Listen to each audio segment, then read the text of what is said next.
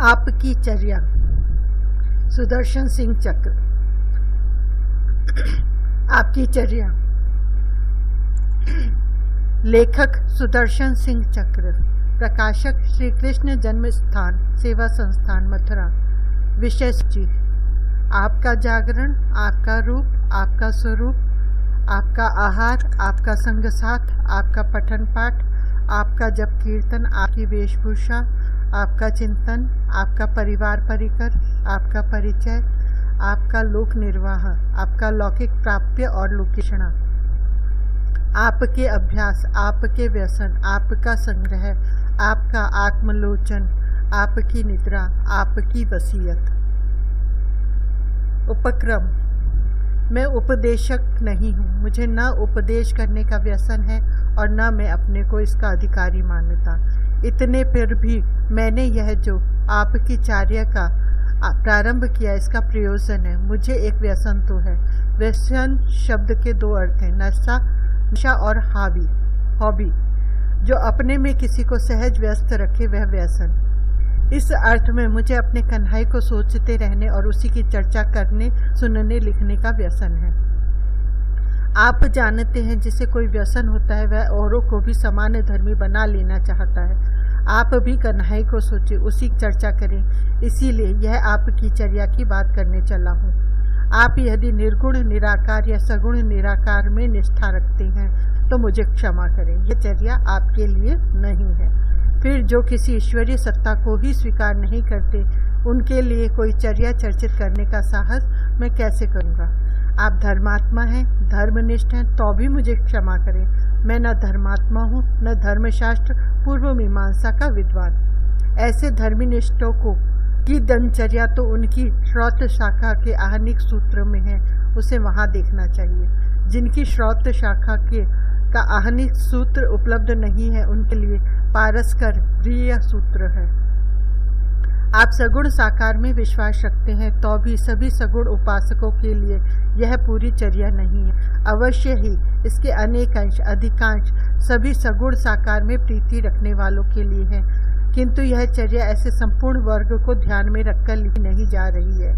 यह चर्या उनके लिए है जो श्री ब्रजराज नंद बाबा के लड़ते लाल को अपना मानते हैं अथवा उस चिर चप्पल को अपना बनाना चाहते हैं। लेकिन ऐसे लोगों में भी जो मधुर भाव को अपनाए हैं अथवा अपनाना चाहते हैं, उन महानुभावों के लिए यह चर्या पूर्ण रूप से अपना नहीं बन सकती। उनको तो मैं प्रणाम ही करता हूँ।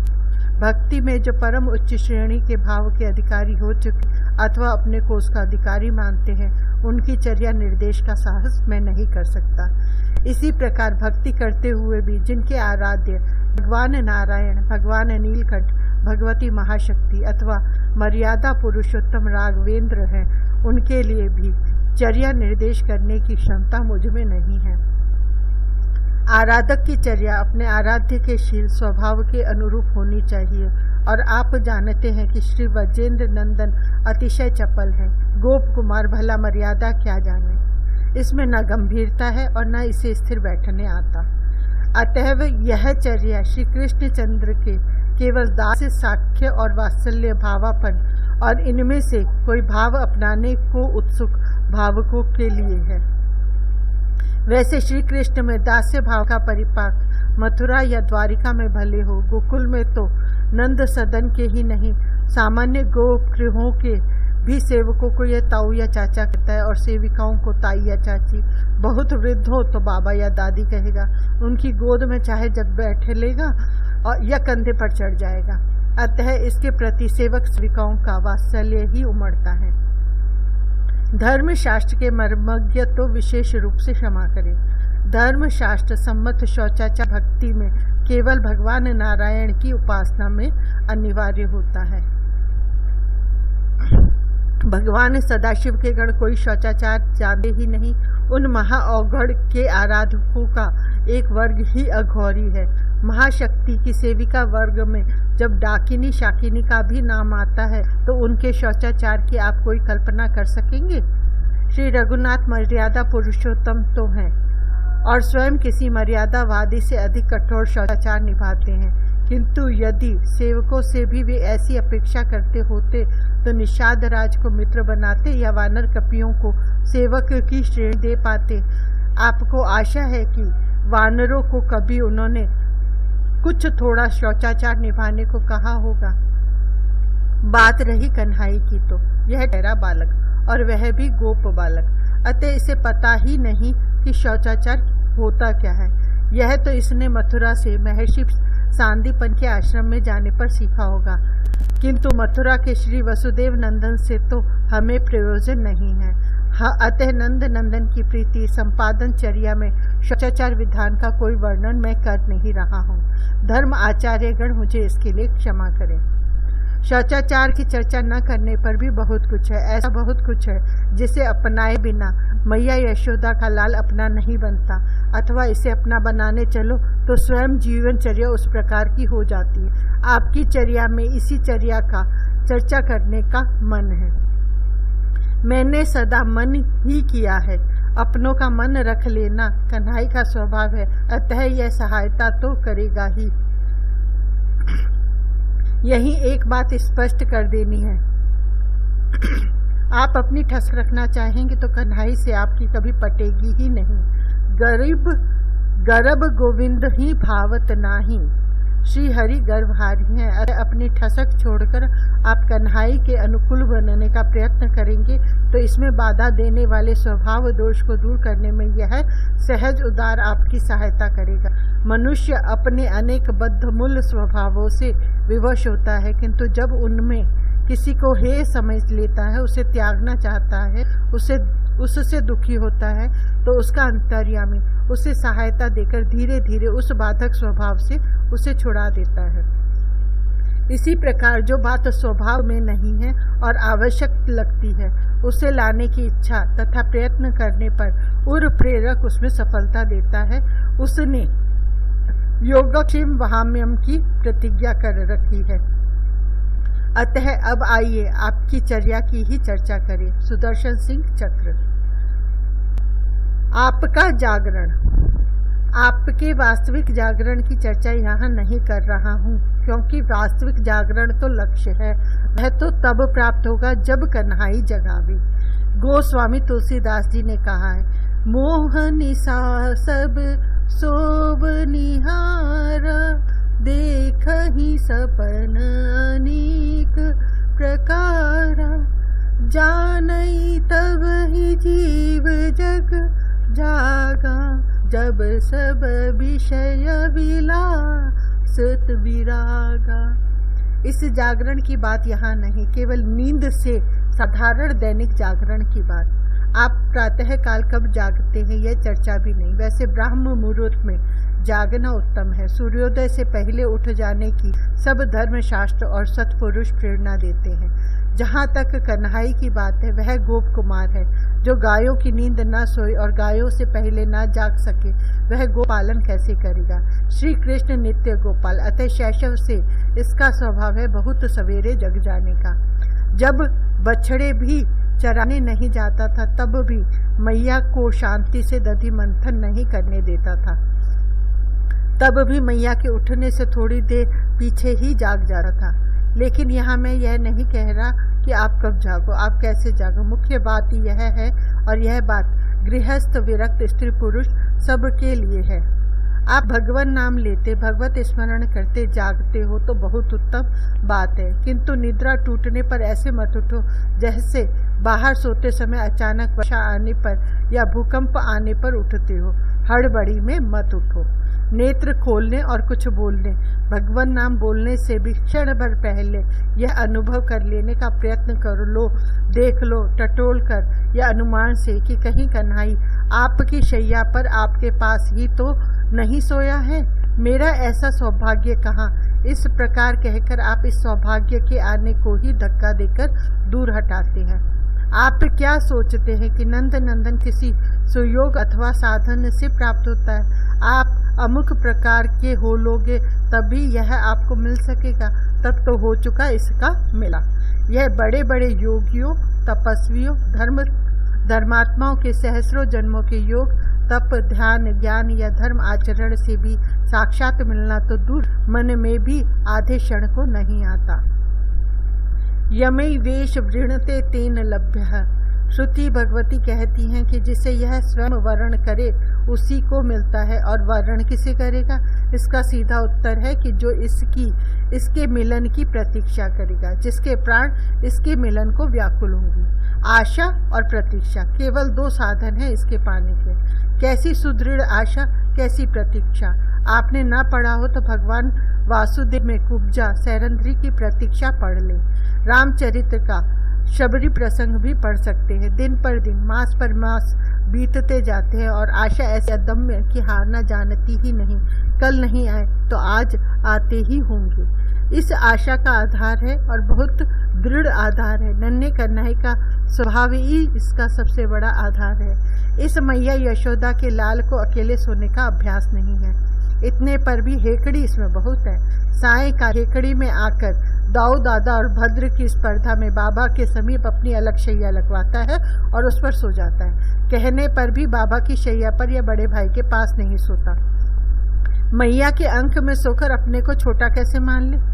अब जब दाऊ और भद्र दोनों गोष्ठ में बाबा के समीप सोने लगे हैं, यह भी बाहर उनके समीप ही शैया लगवाता है। सोता तो है अपनी ही शैया पर, किंतु कब तक? जब तक नींद ना आ जाए। नींद आई और जब खुले तो आधी नींद में ऊँग में किसी को अपनी हेकड़ी का स्मरण रह सकता है? कन्हई नींद में भी इधर उधर हाथ से टटोलता है कि उसके पास मैया, बाबा या दादा है या नहीं। कोई शैया पर ना मिले तो ऊँग में ही उठकर चल देगा। ऊँग में इसे क्या पता हो सकता है कि किधर जा रहा है। मैया, सदा यही धुन नहीं चढ़ती, किंतु नींद के झोंक में यह धुन चढ़े तो भवन में मैया के समीप जाने के स्थान में किसी भी गोप के भवन में घुस जा सकता है और जिसकी भी शैया मिल जाए उसी पर उससे चिपक कर सो जा सकता है। उस समय टटोलने पर कोई पुरुष मिला लगे तो मान लेगा कि बाबा है। कभी दादा कहकर किसी गोप कुमार के पास जा लेटेगा। बाबा, दाऊ, भद्र की शैयाएं तो समीप ही रहती हैं। इसे कहीं एक और सोने दिया जा सकता है। इसकी शैया दाऊ और भद्र के मध्य में लगती है। बाबा अपनी शैया बालकों की शैया के सिरहाने की ओर लगाते हैं। अतः कन्हई नींद में उठकर अधिक तो इनमें से किसी की शैया पर जाकर उनसे सटकर सोता है, किंतु यह कभी पैरों की ओर से शैया नहीं उतरेगा। ऐसा कोई नियम तो है नहीं। शाम तो अनेक बार किसी सेवक या सेविका के समीप ही नहीं, किसी गाय, वृषभ या बछड़े के ही समीप उससे सटा सोया मिलता है। बाबा रात में अनेक बार उठकर अपने लाल को देख लेते हैं। वह अपनी शैया पर तो कदाचित ही होता है। बाबा दाऊ या भद्र की शैया पर न हो तो रात में ही बाबा इसे ढूंढते हैं और सोते ही अंक में उठा लाकर अपने समीप लिटा लेते हैं। आवश्यक नहीं है कि कन्हई जिसकी शैया पर है उससे लिपट कर ही सोए। यह तो दूसरी ओर मुख किए सर्वथा अलिप्त कुछ दूर भी सोया हो सकता है। निद्रा में इसे लग जाए कि कोई समीप है, बस प्रगाढ़ निद्रा के लिए इसे इतना ही चाहिए। ऐसा केवल द्वापर में ही होता रहा हो ऐसा नहीं है। कन्हई काल की क्रोड़ी में नहीं आता। नंद नंदन नित्य है और नित्य है इसका स्वभाव। निर्बाध चलती है इसकी क्रीड़ा। होता तो ऐसा आज भी है, किंतु जिस किसी महाभाग के साथ ऐसा कुछ होता है वे इसे प्रकट नहीं करना चाहते। प्रकट करने का शास्त्र निषेध भी करता है। प्रकट करने से उनका लाभ तो होता नहीं, हानि संभव है। लोक प्रतिष्ठा से साधक को बचना ही चाहिए। सबसे बड़ी बात यह है कि कन्हई बहुत संकोची, लज्जालु है। कोई उसका मिलन यदि सार्वजनिक बनावेगा तो उसके समीप आने में इसे संकोच लगेगा। घटना की चर्चा इसलिए की जाती है कि आपकी आस्था बड़े दृढ़ हो, आप स्वयं वैसा लाभ पाने को तत्पर हो, किंतु प्रायः लोग इस पूछपाछ में प्रवृत्त होते हैं कि घटना किसके साथ हुई, कब हुई, कहाँ हुई। ऐसी जिज्ञासा का समाधान करना न उचित है न शक्य। इस संबंध में इस पुस्तक में कुछ सुनी जानी घटनाओं की चर्चा कर रहा हूँ, किंतु आप उनके संबंध में ऐसे खोजबीन प्रश्न करोगे तो आपको निराश होना पड़ेगा। मैं आपको उत्तर नहीं दूंगा। जिन्होंने भी मुझे कोई अपना अनुभव सुनाया है, इस विश्वास पर ही सुनाया है कि मैं उसे अपने तक ही रखूंगा। मैं कहानीकार हूँ, अतः अनेक बार इस पूछताछ से बचने के लिए वास्तविक घटना को कहानी का नाम दे देता हूँ, किंतु किसी कल्पना को कभी वास्तविकता नहीं बतलाया करता। एक गृहस्थ है। एक दिन पति पत्नी रात्रि में एक साथ सोए ही थे कि पत्नी ने कहा, पहले इनको सो जाने को कहिए, ये ऐसे सिरहाने खड़े रहेंगे तो किसी से सोया जाएगा। पति बोले, तू तनिक सरकती क्यों नहीं है कि यह ब्रजराज कुमार भी हमारी शैया पर सो जाए। पत्नी ने झल्लाकर बोला, इनकी और पीट करके सोना हो तो तुम सरक कर इन्हें अपने पास बुलाओ, मुझसे तो ऐसा किया नहीं जा पाएगा। पति सहज भाव से बोले, तू तनिक उधर सरक, इसकी और पीठ किससे की जाएगी, किंतु यह तो नन्हा है, भोला है, हम दोनों के बीच में सो रहेगा। कन्हाई सोया नहीं, वह इतने में हंसकर भाग गया, और वह भाग जाए तो उसे ढूंढकर कोई पा सकेगा। आवश्यक तो नहीं है कि इस प्रकार वह आप जागते हुए ही आपके पास आ जाए। आपके सोते समय भी वह कभी चुपचाप आकर आपके समीप सो जा सकता है। अतः आपकी नींद टूटे तो हड़बड़ी में सहसा उठ बैठने या कुछ बोलने से पहले एक बार अनुमान तो कर लें कि यह आपके पास सोया नहीं है। उसके पश्चात आप नाम स्मरण या जो प्रातः स्मरण करके प्रतिदिन उठते हैं वह करेंगे तो इस आधे क्षण के सतर्क अनुमान से आपकी कोई धर्म हानि नहीं होने वाली है।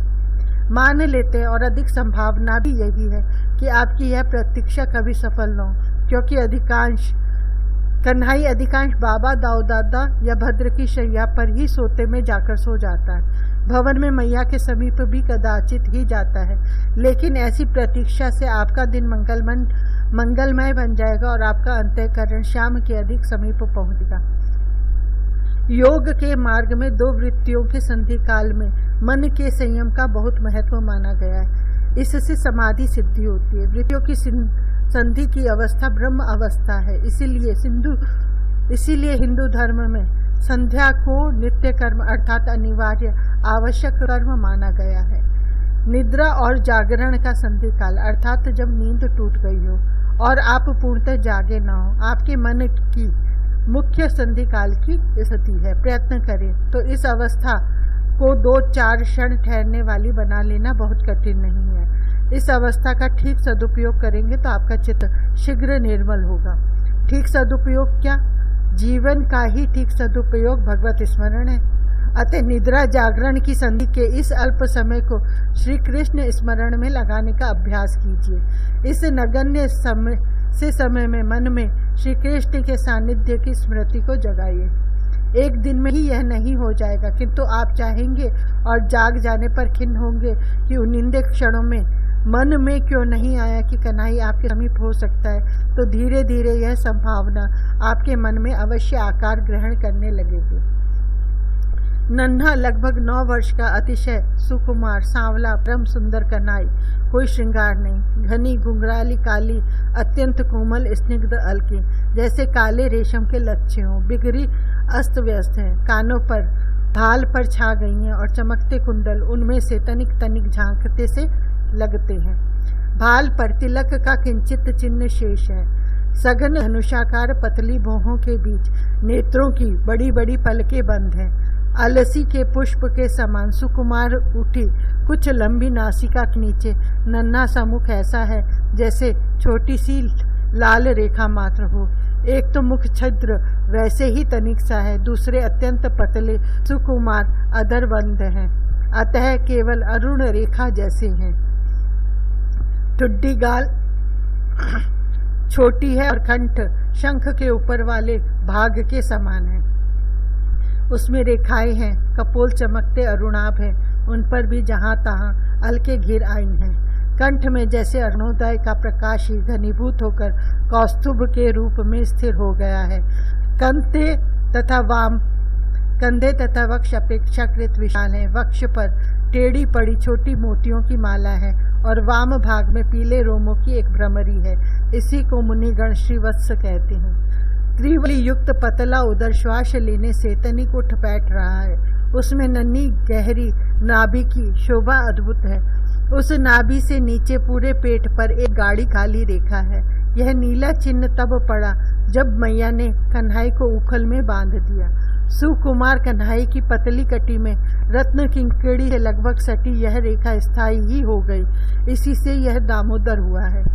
कचनी ढीली हो रही है, सांचे में ढले के समान जांघें, घुटने, पिंडलियां और चरण। आपने नवजात शिशु देखे? उनके पैरों से कहीं अधिक सुकुमार, वीर वहुटी जैसे अरुण चरणों की अंगुलियों के नखों से जो सना झर रही है। मैया के पहनाए रत्न नुपुर हैं चरणों में। अपेक्षाकृत लंबी, कुछ मोटी ही भुजाओं में पतले अंगद है, कलाइयों में कंकड़ है, अरुण पद्म के समान अध खुले कर शिथिल पड़े हैं। रुकिए, यह सब शोभा कन्हई आपके समीप भी हो तो एक दिन में नहीं देखी जा सकती, अनेक दिनों में तो क्या अनेक जन्मों में भी नहीं देखी जा सकती। फिर श्री ब्रजराज नंदन है ही ऐसा कि इसके जिस अंग पर दृष्टि पड़ी वहीं स्थिर हो गई, सदा सदा को वहीं की हो गई। अब दूसरे दिन तो क्या दूसरे जन्म में भी दृष्टि वहां से हटने वाली नहीं है। इसलिए कोई कभी कन्हई को पूर्णतः देख नहीं पाता। यह सबके लिए सदा सम्मुख रहकर भी नित्य अपरिचित और साथ ही इतना सुपरिचित कि इसकी अपेक्षा अपना शरीर भी अधिक परिचित नहीं। मत चेष्टा कीजिए अभी नेत्र खोलकर इस नंदलाल की एक झलक देख लेने की। यह इतना चंचल है कि आप पलक खोलेंगे उससे पहले ही भाग जाएगा। इसे अदृश्य होते देर कहाँ लगने वाली है। अतः इसके सामीप्य का केवल अनुमान कीजिए 2-4 क्षण।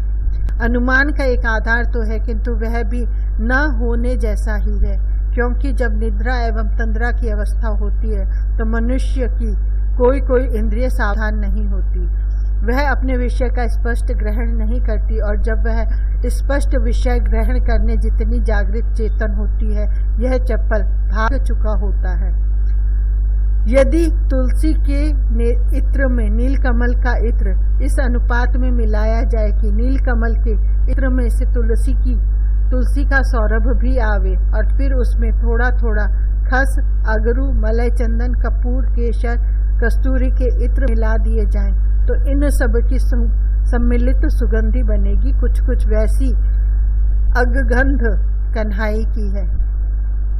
इसका अर्थ यह नहीं है कि आप नेत्र बंद किए रहें तो भी पूरे जाग कर नासिका से गंध लेने का प्रयत्न करें। पूरे जागने पर तो यह गंध उपलब्ध होने से रहे। अपनी तंद्रा के क्षण में इस गंध के आने और आकर चौंका देने की प्रतीक्षा करें आधे क्षण। इस गंध के आने की आशा के साथ आपका जागरण हुआ करे, यह प्रयत्न करें।